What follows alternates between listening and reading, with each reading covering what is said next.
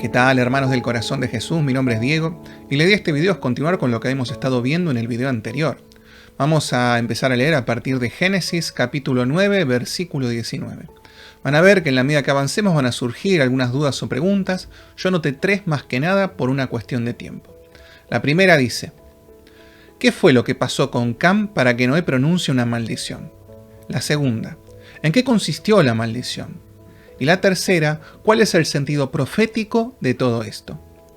Si les llegan a surgir más dudas o preguntas, me pueden escribir a momentodencuentroconjesús@gmail.com. Y también pueden suscribirse a nuestro canal y darle a la campanita para que les avise cuando subamos nuevos videos. Y ahora sí, para dar respuesta a estas preguntas vamos a ir directamente a nuestra fuente, que es la Biblia. En Génesis capítulo 9, versículo 19 dice: los hijos de Noé que salieron del arca fueron Sem, Cam y Jafet. Cam es el padre de Canaán. Estos 3 son los hijos de Noé, y de estos se pobló toda la tierra. Noé, que era labrador, comenzó a trabajar la tierra y plantó una viña.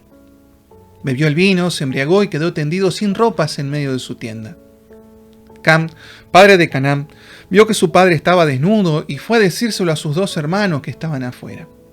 Pero Sem y Jafet tomaron un manto, se lo echaron al hombro y caminando de espaldas entraron a tapar a su padre. Como habían entrado de espaldas mirando hacia afuera, no vieron a su padre desnudo.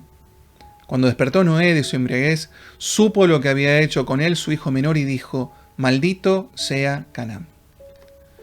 Bueno, lo primero que vemos es que aparentemente Noé descubrió el vino. Y esto lo decimos ¿por qué? Porque no hay registro anterior en la palabra que se hable de este tema. Y no solamente descubrió el vino, sino también el hecho de pasarse de copas. En la palabra no nos dice a nosotros que Noé fuera un borracho, al contrario, nos dice que Noé fue en su tiempo un hombre justo y que se portó bien en todo.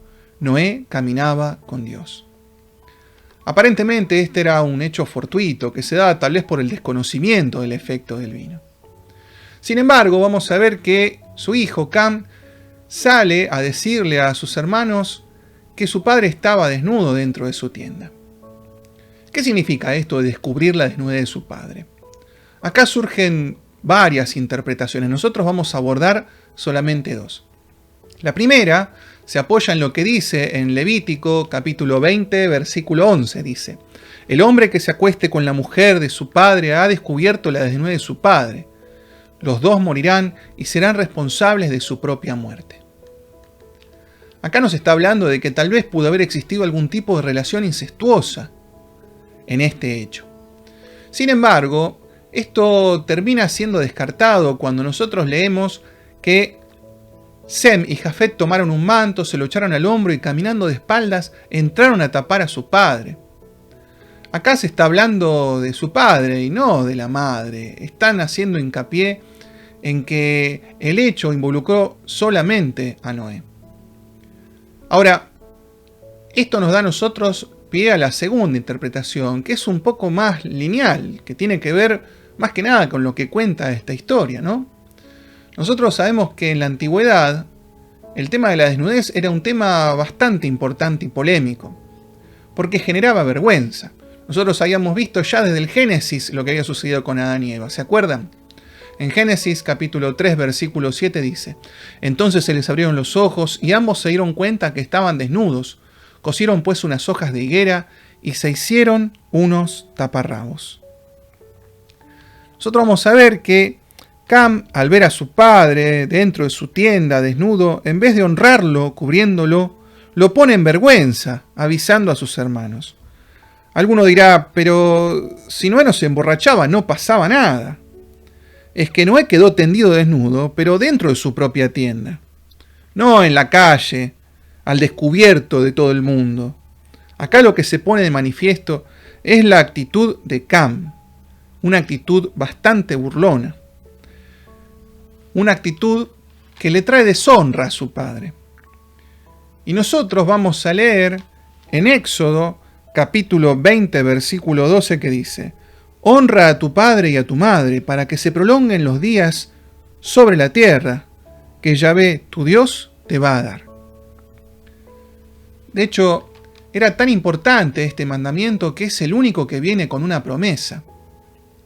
Ahora, ¿en qué consistió la maldición? En Génesis, capítulo 9, versículo 25 dice: Maldito sea Canaán, será esclavo de los esclavos de sus hermanos. Bendito sea Yahvé, Dios de Sem, y sea Canaán esclavo suyo. Que Dios agrande a Jafet y habite en las tiendas de Sem, y sea Canaán esclavo de ellos. Fíjense que acá, más que una maldición, parece que hubiera una profecía, porque está hablando de cosas que van a suceder. Nosotros sabemos que Abraham era descendiente de Sem, y que con el pasar de los siglos, el propio Jesús será descendiente de Sem. Por eso Noé dice: Bendito sea Yahvé, Dios de Sem. Los semitas ocuparon inicialmente Asia, y Abraham, uno de sus descendientes, ocupó la tierra prometida. Por otro lado, los descendientes de Jafet ocuparían Europa, y con la venida de Cristo, estos gentiles se convertirían al cristianismo, cumpliendo que Dios agrande a Jafet y habite en las tiendas de Sem.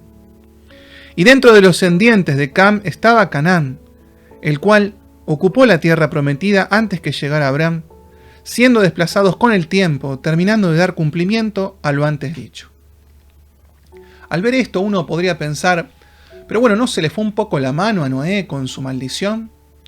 Sin embargo, nosotros habíamos leído hace un momento que Noé era el hombre más justo de su tiempo. ¿Por qué Dios querría que algo tan confuso quede escrito en la Biblia?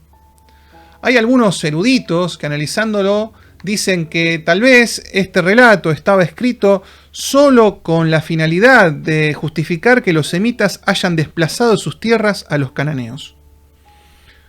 Otros también llegan a afirmar que Noé maldice a Cam en Canaán porque no se animaba a maldecir a quien Dios había bendecido. Otros usan este relato para justificar la esclavitud, diciendo que las personas de piel oscura descienden de Cam. Este argumento lo usaron durante siglos para esclavizar.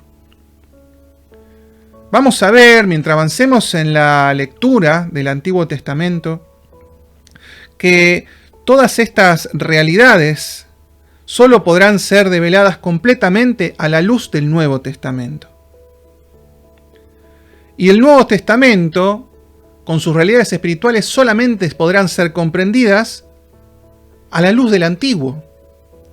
¿Cómo interpretaríamos entonces la realidad espiritual del bautismo si no conociéramos la historia del diluvio? O la realidad espiritual de nuestra imperfección si no supiéramos que somos de barro? O el plan que Dios tenía para el ser humano si no conociéramos a Adán y Eva. Pero solo al leerlo a la luz del Nuevo Testamento nos damos cuenta que el diluvio nos habla de un Dios que viene a vivir a nosotros por medio del bautismo, que se va a hacer hombre para transformar nuestro barro en ofrenda agradable y que muere por nosotros para llevarnos al Padre.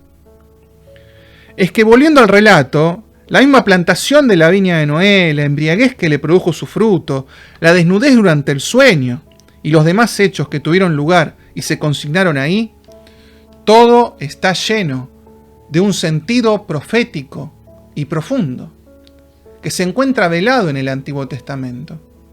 Ahora, ¿cuál es el sentido profético de todo esto? Nosotros sabemos que el mismo Dios plantó la viña, como Noé plantó la suya.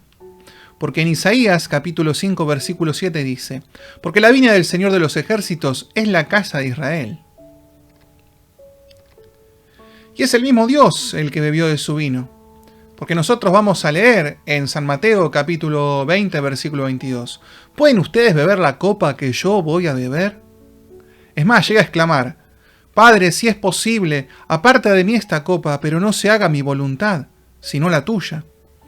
Y bebió de la copa de su pasión en su propia casa, Israel, como Noé en su tienda. Y fue clavado en la cruz y expuesta su desnudez. Por eso habla de vergüenza. En el Salmo 22, versículo 7 dice: los hombres de mí tienen vergüenza y el pueblo me desprecia. Viendo desde la cruz cómo algunos se burlan y lo señalan como lo hizo Cam. Todos los que me ven de mí se burlan, hacen muecas y mueven la cabeza. En cambio los justos, como hicieron Sem y Jafet, con Noé lo honran cubriendo su cuerpo con un lienzo. En San Juan capítulo 19 versículo 40 dice: tomaron el cuerpo de Jesús y lo envolvieron en lienzos con los aromas, según la costumbre de enterrar de los judíos. Y así como el fruto de Cam fue Canaán, y éste fue desplazado de la tierra prometida, metafóricamente nos explica que el fruto del pecado es la esclavitud. Y si persistimos en ese camino, nos quedaremos afuera de nuestra tierra prometida, que es el paraíso. Por eso, para ir terminando, pidámosle al buen Dios que no seamos esclavos de la burla y del pecado, sino que todo lo contrario, seamos capaces de respetarlo en todo, e incluso, quién sabe, podamos algún día honrarlo con nuestra propia vida. Esto ha sido todo por este video. Nos vemos en el próximo. Que Dios los bendiga.